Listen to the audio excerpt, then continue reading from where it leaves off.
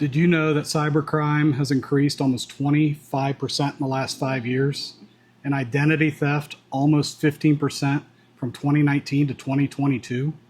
Hackers love cruises just as much as you and I do, so let's fix that.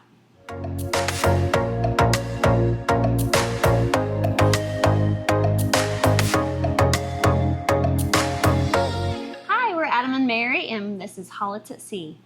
And today we're going to share 8 tips to help protect your data and your identity and even save your wallet while on a cruise. Now, this information is good not just on cruise ships, but at hotels, at coffee shops, airports, and just everyday life. So stay tuned. If you're new here, welcome. And if you are returning, we welcome you back. If you have not hit that like button, please do so. And also, please subscribe. Today, this list is not exhaustive. I know there is a lot of other things, but we're touching on 8 simple things that will help you protect yourself while on a cruise. And also, I've noticed that half of you watch our videos from TV or TV apps through YouTube. You can't see the description because we tell you a lot to, the links are in description below. So I'm going to add, probably above me here, a QR code and our website, Holletts at Sea. So you have access to all these resources that we talk about, as well as some other products that we like to cruise with. Check our website out if you can't get to the description especially, or if you're on a mobile phone or on your computer, then those links are below as well. So tip number 1, make sure your phone apps are up to date and your software on your phone is up to date. Yes, many of these updates come in forms of security patches to keep your apps secure, so hackers, when they find these little holes in their softwares to grab and scrape your data, a lot of developers will patch their apps, or they'll even patch the OS software on your phone, whether that's Android or iPhone or some other software. Again, make sure that you keep those up to date to really help combat a lot of these new malware and spyware apps that are out there. Some phones you have to, you can automatically update things, but sometimes you have to go into your apps and click on all the apps that you want updated. So just check that occasionally. Especially before going out of the country or on a cruise or any kind of public network. Yeah. It's very important. Tip number 2, you need to disable your auto connect to Wi-Fi in your Bluetooth devices. Wi-Fis that are out there, a lot of hackers will name them something public cafe or something like that, something that you would think is familiar, and you could connect to it, and they could be scraping your data when you're on it. So it can be very dangerous. So it's better to go into your phone settings and make it say ask to join or notify to join. So you're just not automatically connecting to these networks. It could be dangerous to where they could actually pull the data from your phone. Tip number 3, use a VPN, a virtual private network. Right. We use NordVPN, which I have linked below in the description, as well as on our website. And on there, I've been able to secure a pretty good deal to where you can get it for less than $5 a month to protect all your devices when you connect to the internet, at home, abroad. Now, this doesn't always work on every cruise line. I think MSC, they do not allow VPNs on their ship.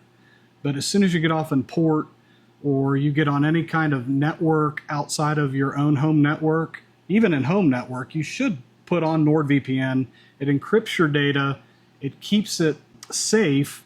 And you can also, a really neat little trick you can do is you can make it appear as if you're coming from another country. So say you want to watch anime, for example, and it hasn't come out in the US, you could log in and watch, even though it's free, it's to watch over in China, you have to be in that nationality to be able to see it. VPNs allow you to do that. And they also are really, really good at encrypting your data and keeping it private when you're logging into credit cards, into banks, especially on public networks like airports, hotels, or on cruise ships. Tip number 4, avoid internet cafes for sensitive tasks. Right. So what you want to do is these are public networks again, and these computers are not very secure at all. So if you have to use one, I would not check your bank. I would not log into your credit cards with them, because these passwords can easily be hacked through these computers. They're just not safe for sensitive data. You're better off to use your own personal device, especially with the NordVPN or another VPN, to protect your data. Tip number 5, lock your phone with a strong password. Most phones, I've worked on a lot of phones for a lot of different people, and generally a lot of older folks don't like to have a PIN number or a passcode on their phone. Yeah. You're inviting disaster that way. Or they pick check or over, cross if it's like that type of, Or they'll do 1, 2, 3, 1, 2, 3, 4 or 0, 0, 0, 0. Yeah. Do not do that. Yeah.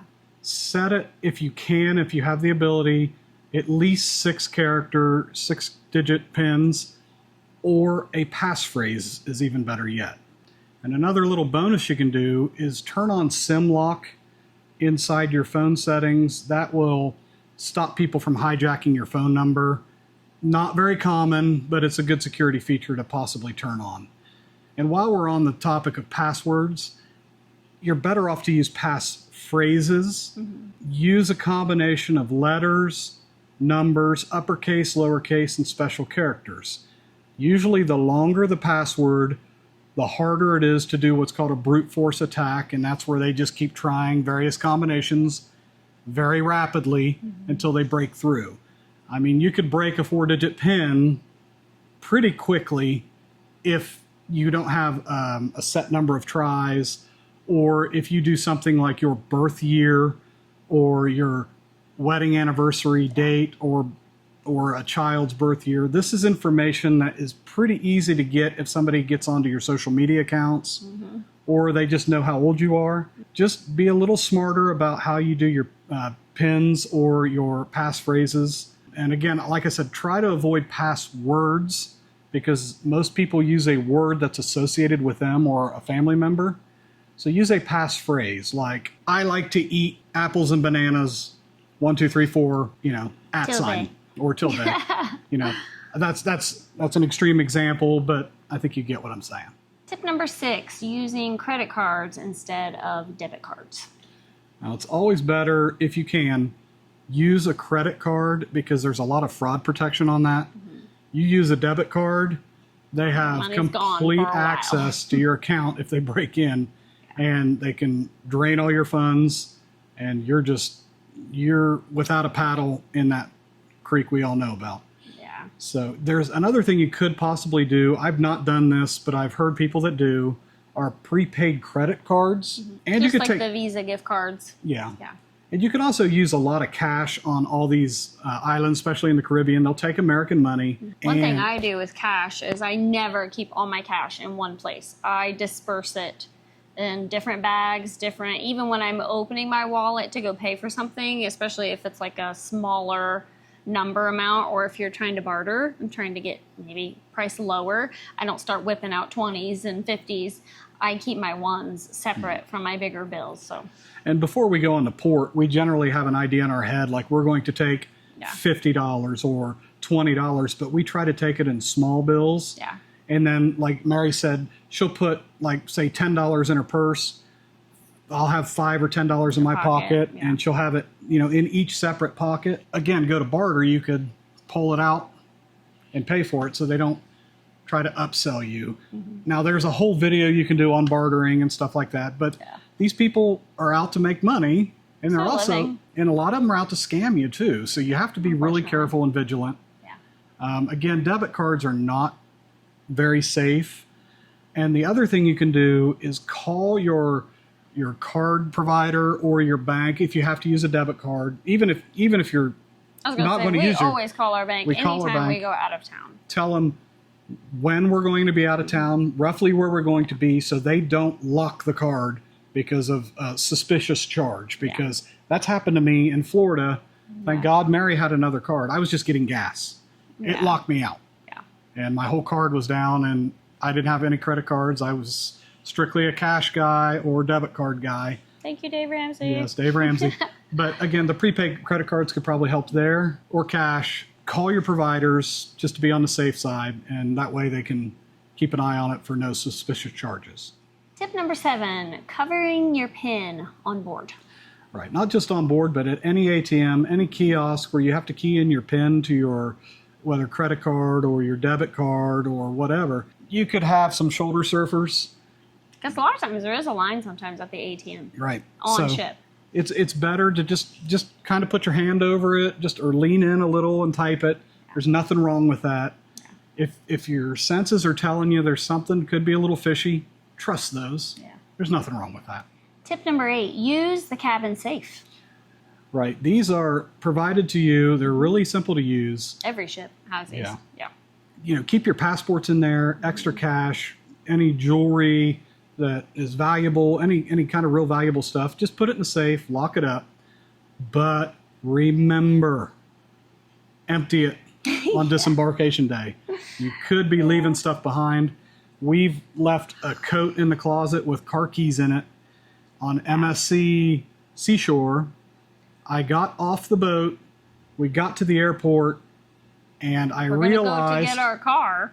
I realized before we even flew out of Florida that we had left the keys, and I called, and they made me fill out a form online. I filled out all the form multiple times. I got zero answer. I never got our coats back. I never got my truck keys back. Thank God I had a spare set at home, and we had to have our son drive up a set so we could get home when we got back to Ohio. So again, check that safe, check your closets, very important things.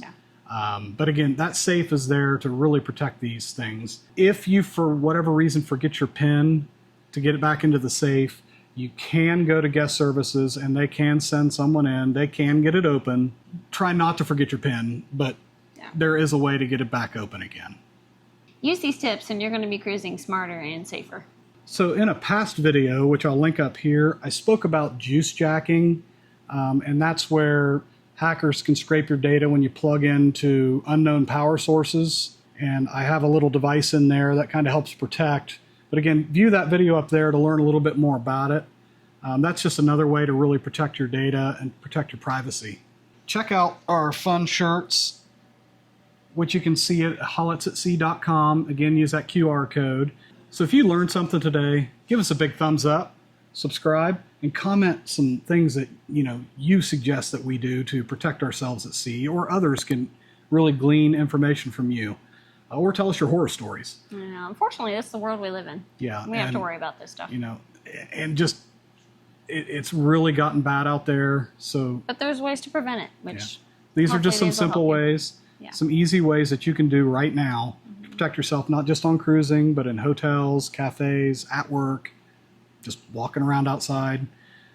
Also, again, that NordVPN is a really good deal, and it's really easy to set up. It works on all your devices. And I'll have that link below in the description or on our website. There's a banner right at the bottom.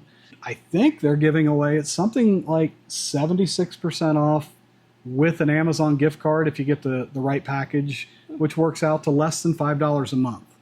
So it's definitely worth it. That little bit can save you lots. So again, this has been Holletts at Sea, and we really, really thank you for joining us, and we'll see you next time. Yeah. So again, until next time. Cheers.